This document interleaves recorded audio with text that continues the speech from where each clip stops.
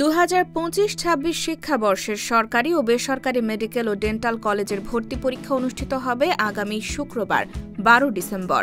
দীর্ঘদিনের প্রস্তুতি, পরিশ্রম ও আত্মত্যাগের ফল নির্ধারিত হবে এই একদিনেই।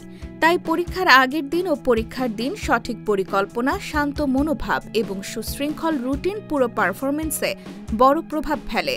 পরীক্ষার আগের দিন সবচেয়ে গুরুত্বপূর্ণ হল নিজের ভুলগুলো শনাক্ত করা এবং দ্রুত রিভিশন করা।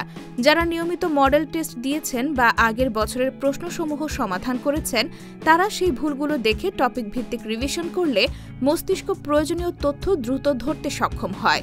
নতুন কিছু শেখার চেষ্টা না করে ভুলগুলো সংশোধনেই গুরুত্ব দেওয়া উচিত। এই পরীক্ষার বড় challenge negative marking.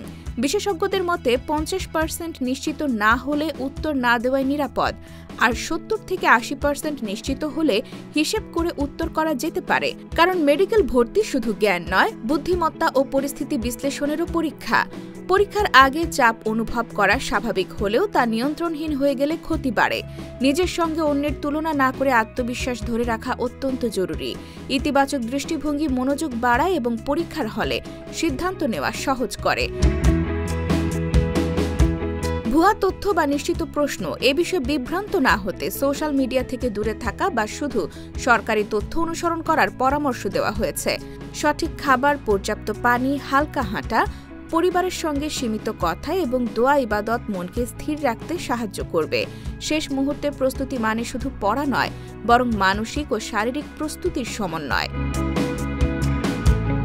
Faridpur medical কলেজের শিক্ষার্থী সুরাইয়া ফেরদৌস ঋতু ভর্তি ইচ্ছুকদের আত্মবিশ্বাস নিয়ে পরীক্ষায় বসার আহ্বান জানিয়েছেন।